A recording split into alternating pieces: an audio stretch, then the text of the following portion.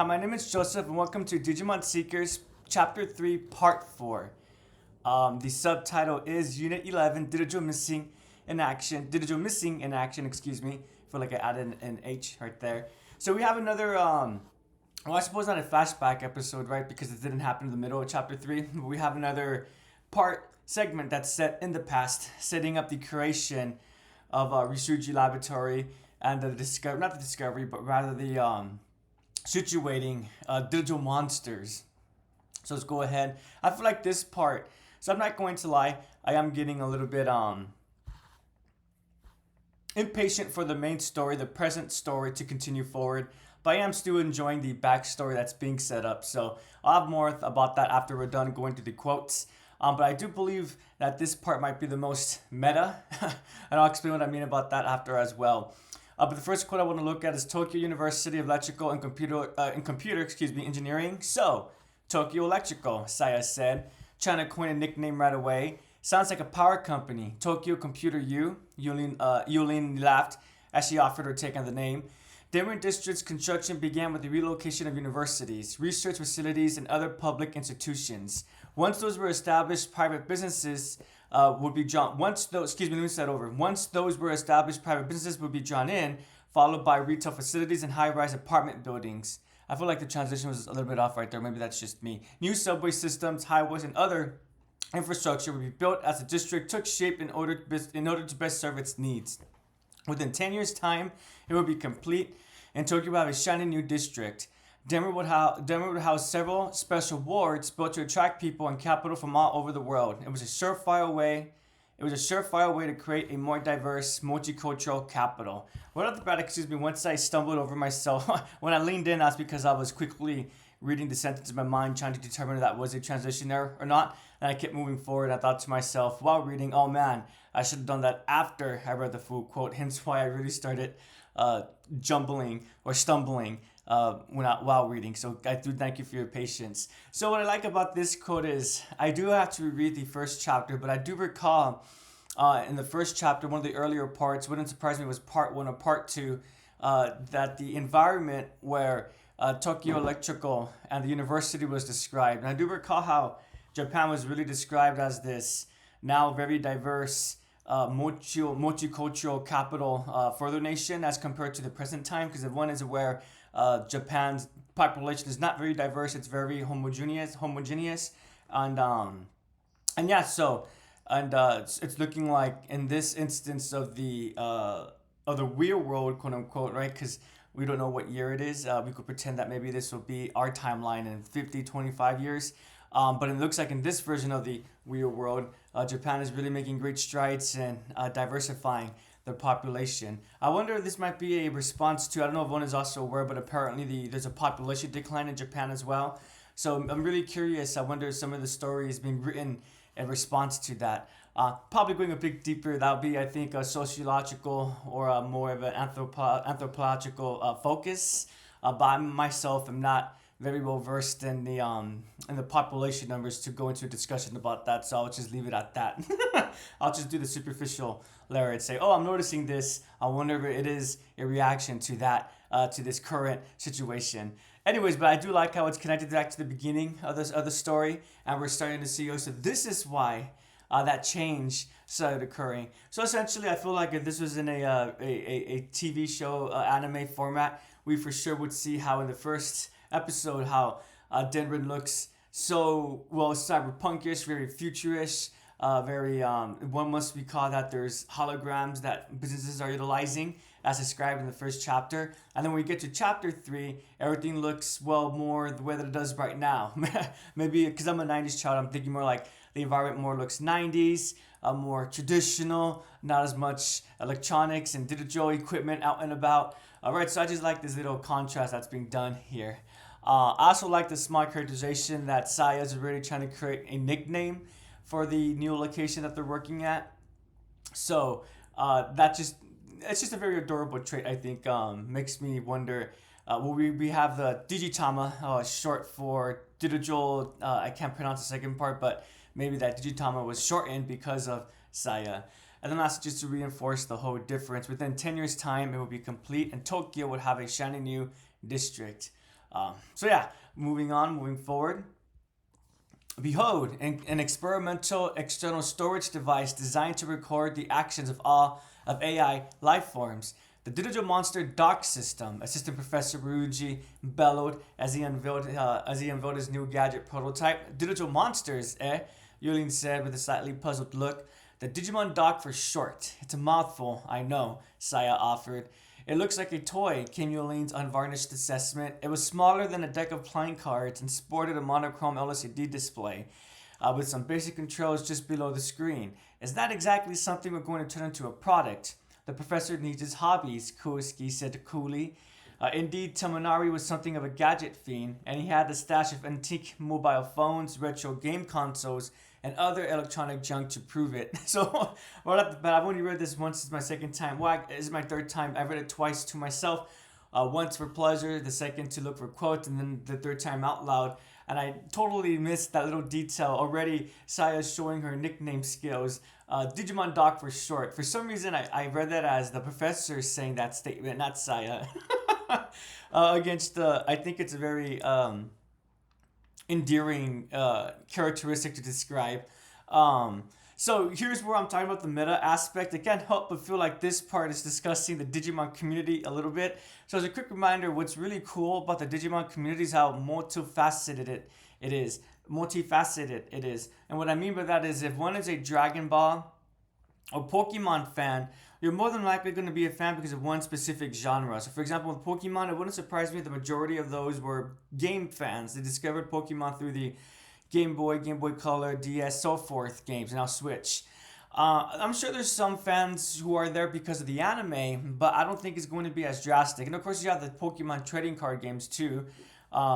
So I would argue Pokemon's a bit closer to Digimon in terms of being multifaceted, but I would also argue that Digimon has a bigger population where one can't just say that the majority of the fans are anime fans. Within the community, it really seems like everything seems to have an equal leg. Anime, trading cards, V-Pets, more specifically V-Pets. And then did I say video games? And then video games. I personally am a fan because of the anime, but I am starting to get into the V-Pets a little bit. I do have the Pin 20s and Pin Zs, and I did pre-order the Pin colors. I'm actually really excited for the Pin colors because Logomon's going to be in it. Whoops, sorry. Excuse me, everyone. Let me drink some quick water. I feel like a NPR host right now.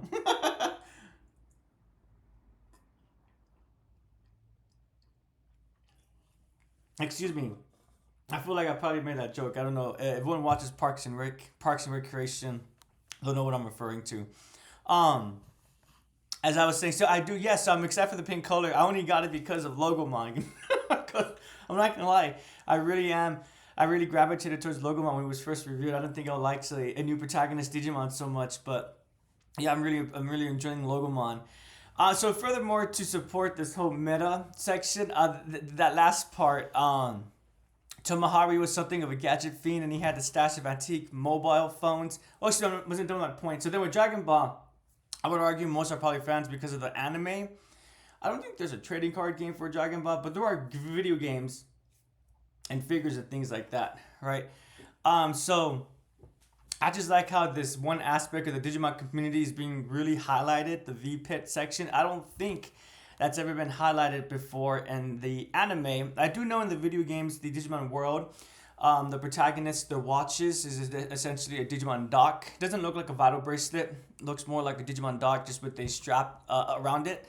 So that obviously had a focus, the actual dock, the actual brick design. But it's never been this highlighted before, I would argue. So that's really cool. I'm sure those in the community who are really big V-Pit fans, I'm sure they could really appreciate this part. And then continuing forward, the last portion, the stash of antique mobile phones, retro game consoles, and other electronic junk. Again, I can't help but feel that it does describe the community beyond Digimon. I feel like most of the Digimon community are probably fans of retro items, electronic items. And then I myself I'm starting to repurchase some items for my PlayStation Vita, and I would argue that would be considered to be a retro item at this point now. The PlayStation 3 as well, right? So I personally don't get anything like phones or any other sort kinds of electronics. But I could definitely see other aspects of this being explored by other fans of the community. So again, I just really like this quote. I feel like it's talking about, it's reaching out a little bit and really describing the audience just a tiny bit. That's exactly it. This could very well be the next innovation in the toy business. It could be a device that helps people feed and raise their beloved digital pets, Tamanari said to his captive audience. We've never had a way to keep and raise these digital monsters for very long. They're fragile creatures that perish quite easily, after all. Which got me thinking, is something about a network environment putting undue stress on them? What if I made something as close as possible to the natural digital habitat? That became the design ethos for this device, keeping these AI critters alive.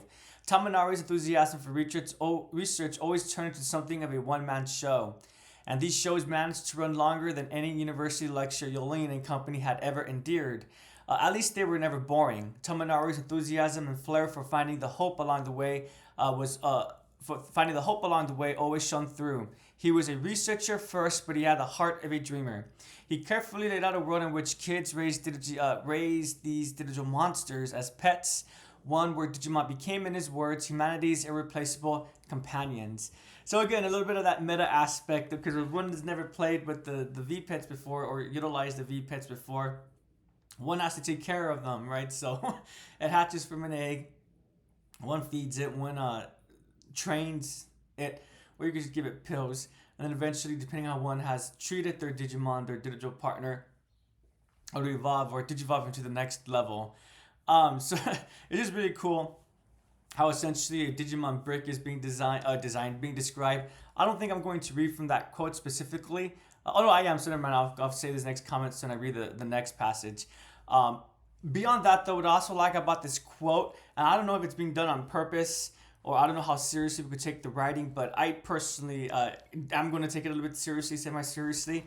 But I really enjoy how we have specifically Tomonari's enthusiasm and flair for finding the hope along the way always shone through. He was a researcher first, but he had a heart of a dreamer. I don't know if we discussed this in any of these videos before, but I'm pretty sure I've mentioned it in a non-Digimon video.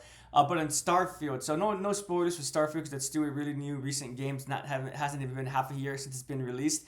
But there's one specific part where your companions, a conversation is brought up about the nature of exploration and the humanities versus the science field, the humanities versus the STEM field or science, essentially.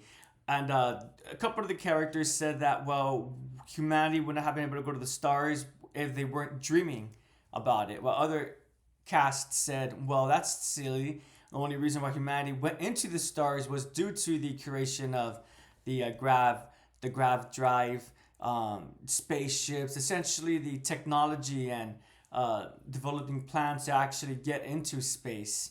And it was a really cool little moment in the game, but I do wish the game went a bit further. It ended neutrally. It allowed your player character, to choose a response to either join with a side that said it was due to dreams that humanity went to space, or join the side that said it was due to plans and gadgets that humanity went to space. I personally chose humanities because my argument, I talked about this in my Starfood video, is that whenever one comes up with the research idea, it's not like they just wake up one day and go, oh, I have these plans that I want to pursue or follow. Usually it begins with a dream. I'm using dream very generally right here, but dream as in a goal, an inspiration. One wakes up and they notice a pattern and that intrigues them and they decide to pursue that pattern. Well, what about that pattern that one decided to chase it? Did it make you think that it's going to lead to one conclusion? Did it make you believe that the perspective it'll offer will support another conclusion that you had? Right? So my argument essentially is that before inventions could be made, one needs to dream about it. And I love how the Professor Ruzunji, he's obviously a STEM individual. He's a researcher first, yet despite that, he's a dreamer. What does it say? He's a dream. He has the heart of a dreamer. So I love how they're not even putting it into a hierarchy, saying that his researcher comes first and foremost and then his dreamer self. I would argue, it sounds more like they're working hand in hand. They coexist together. He was a researcher first, but he had the heart of a dreamer.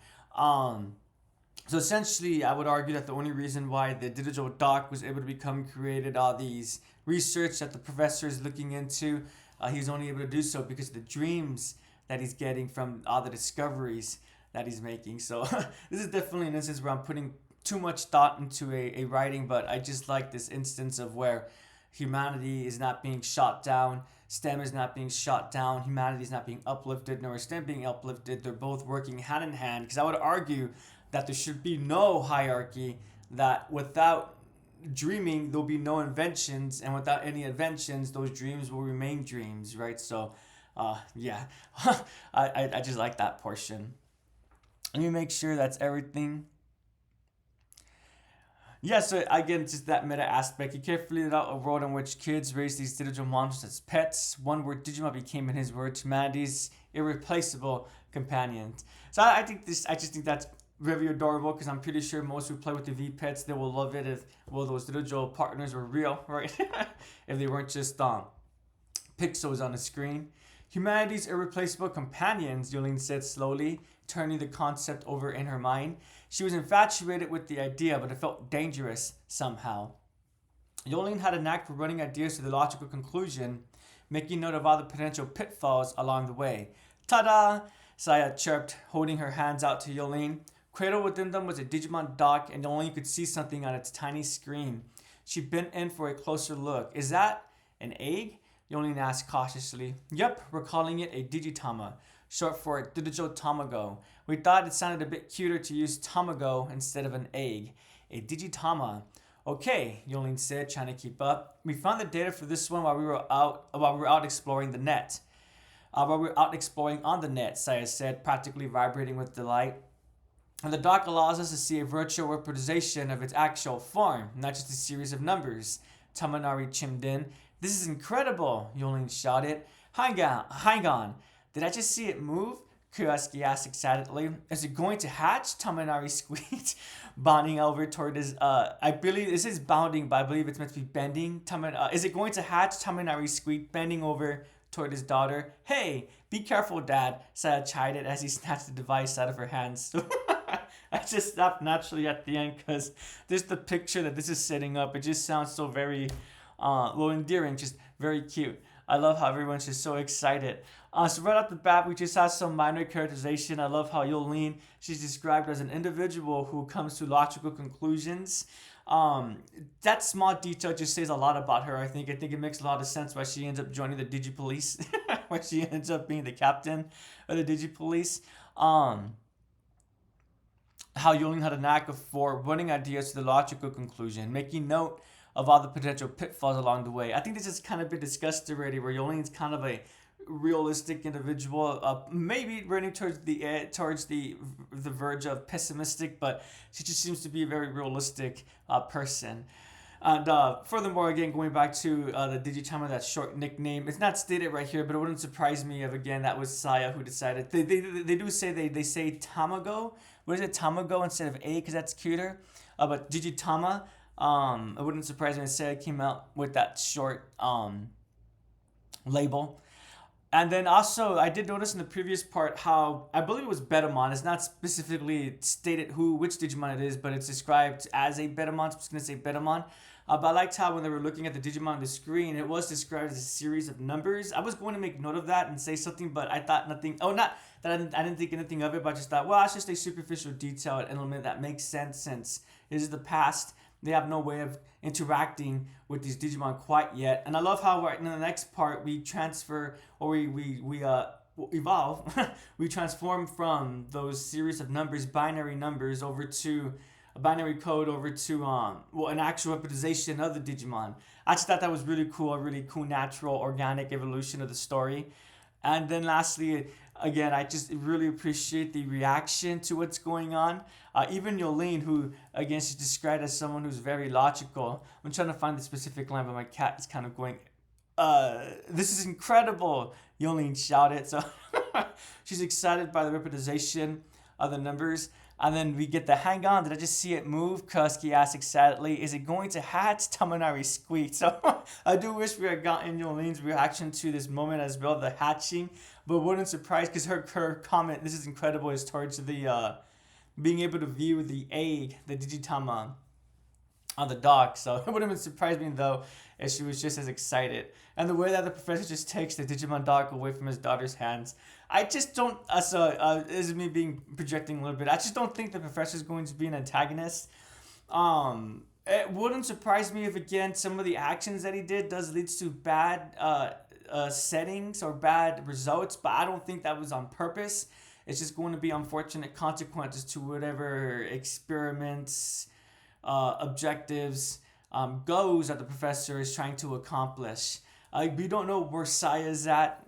She's been part of chapter 3 quite heavily, yet she's nowhere to be found in chapters 1 and 2. We get a bit of a mention of the Black Agumon. Koski is obviously an enemy, and once seen the trailer for chapter 3, we know that there seems to be bad blood now between Koski and Yolene, yet they seem to be very friendly. At the very least, be able to tolerate one another during these story portions, right? So, something's going to happen, obviously. And if it's the professor's fault, I don't think it was on purpose. As in, the professor went, "Oh yes, I want to use Digimon to accomplish my nefarious goals, my toxic dreams, whatever it may be." Right. So yeah, so I just wanted to put that out there again. That I don't believe the professor is going to be the antagonist. And I don't believe that he's going to. I don't think he's a bad person. Essentially, I just love how he's been characterized so far. Not just him, but everyone. But then again, Kurosaki is Tartarus, but I don't believe Tartarus is going to be the antagonist as well. I think the antagonist is going to be centering around this source code and what the prototype Digimon, why they're needed. Yeah, so again, while I did enjoy this part, I am getting a little bit tested. I do want to go back to the present time. I'm curious about Leon, Postmon. I'm really curious about Saya. Now, where is she? Is she DMIA? Is she in a coma? Is she lost? Did she break away from the team? It wouldn't surprise me if she isn't DMIA. And she was the first one to fall into that as well. And what's Koski? Why did he create the Sons of Chaos? Is it to find Saya? Is she lost? Is she in the same position that Leon is currently in? So although I am appreciating the backstory that this is the context that these parts for chapter 3 have been setting up, I am getting antsy about moving forward with the present timeline. With that being said, I do appreciate that Bandai did not do this in the middle of chapter 3. I am not a fan of flashbacks when they happen in the middle of the story, just because it does take you out from the moment. I am tolerating this a little bit more just because it's starting chapter 3. But I think this would have been worse if chapter 3 began with the results and the consequences from Leon and EG's battle. We find out the professor's direct reaction. We only got a little bit of it, right? Not too much of it. We don't have any plans for what's going to occur next. We don't know if he's just going to speak to anyone else. EG hasn't even spoken to Yolene yet, right? So again, I do appreciate that Bandai made sure to right away release the little that they knew that fans wanted, but didn't provide detail about the present timeline, and then went back to the past to set up all this contextualized information, all this contextualized details. But yeah, so I do have to ask, how long do you think we'll be stuck in the past? Do you think that we'll finally go to the present and the next part? In part 5, I believe we're part 4 right now. Yep, so in part 5, I think we are getting to the end of this memory, but it wouldn't surprise me if there was at least 2 more parts.